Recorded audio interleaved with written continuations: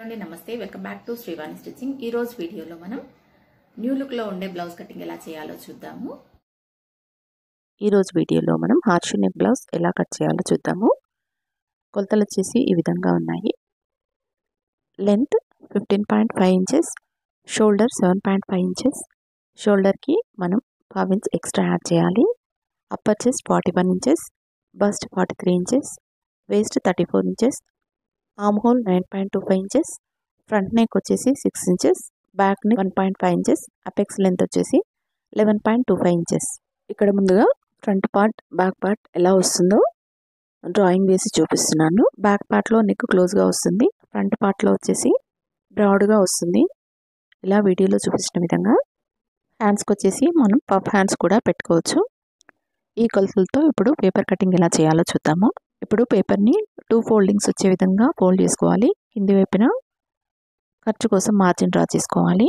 ఇప్పుడు full లెంత్ని marking చేస్తున్నాను. Full length వచ్చేసి ఇక్కడ 15.5 ఇంచెస్ కాబట్టి ఈ ఫుల్ లెంత్కి 1.25 ఇంచెస్ ఎక్స్ట్రా యాడ్ చేయాలి. ఎందుకంటే మనం ఇక్కడ షోల్డర్ డౌన్ వచ్చేసి 1.25 ఇంచెస్ మార్కింగ్ చేస్తున్నాం కాబట్టి క్లోజ్ నెక్ కానీ హై నెక్ కానీ 1.5 ఇంచ్ వరకు షోల్డర్ డౌన్ చేసుకోవచ్చు.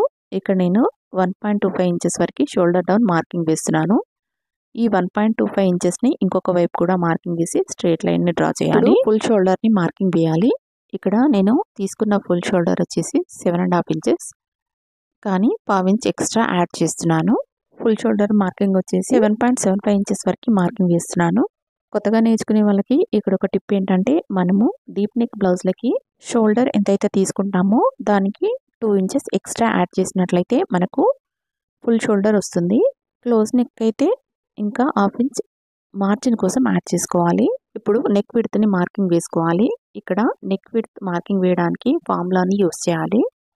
నెక్ విడ్త్ ఫార్ములా వచ్చేసి బాస్ట్ డివైడెడ్ బై 12 చేసినట్లయితే నెక్ విడ్త్ వస్తుంది. ఇక్కడ బాస్ట్ వచ్చేసి 43 ఇంచెస్ డివైడెడ్ బై 12 చేసినట్లయితే 3.5 ఇంచెస్ వస్తుంది. ఈ 3.5 ఇంచెస్ నుంచి మనము 0.75 ఇంచెస్ మైనస్ చేయాలి. అప్పుడు మనకు నెక్ విడ్త్ వస్తుంది.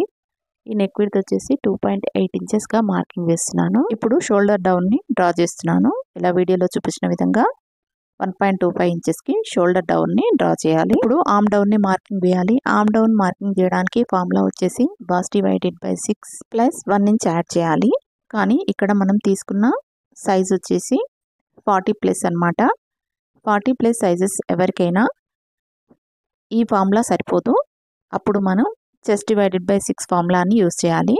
ఈ ఫార్ములాస్ అన్ని ఒక ఐడియా కోసం మాత్రమే. ఫార్ములాస్ని అప్లై చేసినా కూడా ఒక్కోసారి ఆర్మ్ రౌండ్ సరిపోకపోయినట్లయితే ఆర్మ్ డౌన్ని పైనకు కానీ కిందకు కానీ జరుపుకోవాలి. ఇప్పుడు ఆర్మ్ డౌన్ని మార్కింగ్ వేస్తున్నాను.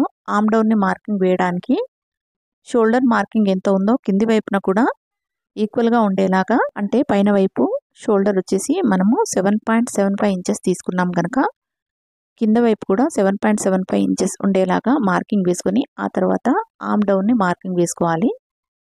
ఇక్కడ ఆర్మ్ డౌన్ వచ్చేసి మనం 6.8 ఇంచెస్ తీసుకున్నాం కనుక ఇంకొక వైపు కూడా 6.8 ఇంచెస్ తీసుకొని స్ట్రైట్ లైన్ డ్రా చేయాలి. ఇలా వీడియోలో చూపించిన విధంగా. ఇప్పుడు ఆర్మ్ డౌన్ని వీడియోలో చూపించిన విధంగా 1 ఇంచ్ లోపలికి మార్కింగ్ వేసుకొని క్రాస్గా లైన్ డ్రా చేయాలి. ఇప్పుడు చెస్ట్ లూజ్ని మార్కింగ్ వేయాలి. చెస్ట్ లూజ్ని మార్కింగ్ వేయడానికి ఇక్కడ మనము లూజ్ని యాడ్ చేసుకోవాలి. మనం తీసుకున్న బ్లౌజ్ వచ్చేసి 41 ఇంచెస్ కాబట్టి 3 ఇంచెస్ ఎక్స్ట్రా లూజ్ని యాడ్ చేయాలి. అంటే బ్లౌజ్ సైజ్ వచ్చేసి 44 ఇంచెస్ వరకు వస్తుంది. 44 డివైడ్ బై 4 చేసినట్లయితే 11 ఇంచెస్ మనం చెస్ట్ లూజ్గా మార్కింగ్ వేసుకోవాలి. 1.5 ఇంచ్ ఎక్స్ట్రా మార్జిన్ కోసం యాడ్ చేసుకోవాలి. ఇప్పుడు మనం క్రాస్గా డ్రా చేసిన ఆర్మ్ డౌన్లో సగానికి మార్కింగ్ వేసుకొని ఆర్మ్ రౌండ్ని కర్వ్ స్కేల్తో డ్రా చేయాలి. ఇలా డ్రా చేసిన తర్వాత ఆర్మ్ రౌండ్ని చెక్ చేయాలి. ఇక్కడ ఆర్మ్ రౌండ్ 1/2 ఇంచ్ ఎక్స్ట్రా వచ్చింది. ఇలా తీసుకున్నా పర్వాలేదు. ఇక్కడ కొత్త వాళ్ళకి తెలియడానికి నేను ఆర్మ్ డౌన్ని 1/2 ఇంచ్ పైకి మార్కింగ్ వేసి మళ్ళీ ఆర్మ్ రౌండ్ని డ్రా చేశాను.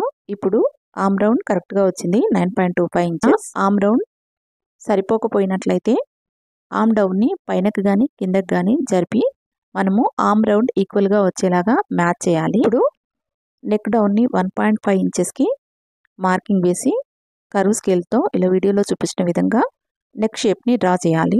ఇప్పుడు నడుము కొలతని మార్కింగ్ వేసుకోవాలి. ఇక్కడ వేస్ట్ లూజ్ వచ్చేసి 34 ఇంచెస్ కాబట్టి 34లో 4వ భాగాన్ని మనము వేస్ట్ లూజ్గా తీసుకుంటాము. 34/4 చేసినట్లయితే 8.5 ఇంచెస్ అనేది వస్తుంది. 1 ఇంచ్ డాట్స్ కోసం 1.5 ఇంచెస్ మార్జిన్ కోసం యాడ్ చేసి ఇలా చెస్ట్ లైన్ని వేస్ట్ లైన్ని కలుపుతూ లైన్ డ్రా చేయాలి. ఇలా వేస్ట్ లూజ్ని మార్కింగ్ వేసిన తర్వాత డాట్స్ కోసం మార్కింగ్ వేయాలి.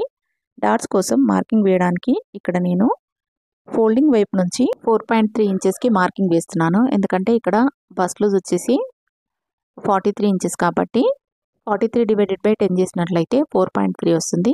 ఈ 4.3 ఇంచెస్ డిస్టెన్స్లో మనం డాట్ అనేది మార్కింగ్ వేసుకోవాలి. డాట్ హైట్ వచ్చేసి 4.5 ఇంచెస్ వరకు తీసుకున్నాను. ఇలా మనం పెట్టిన మార్కింగ్స్ ప్రకారం కట్ చేసుకుంటే బ్యాక్ పార్ట్ కటింగ్ కంప్లీట్ అవుతుంది. ఫ్రంట్ పార్ట్ కటింగ్ నెక్స్ట్ వీడియోలో చూద్దాము. Thanks for watching this video. Video నచ్చితే తప్పకుండా ఒక లైక్ చేయండి. సబ్స్క్రైబ్ చేసుకోవడం మర్చిపోకండి.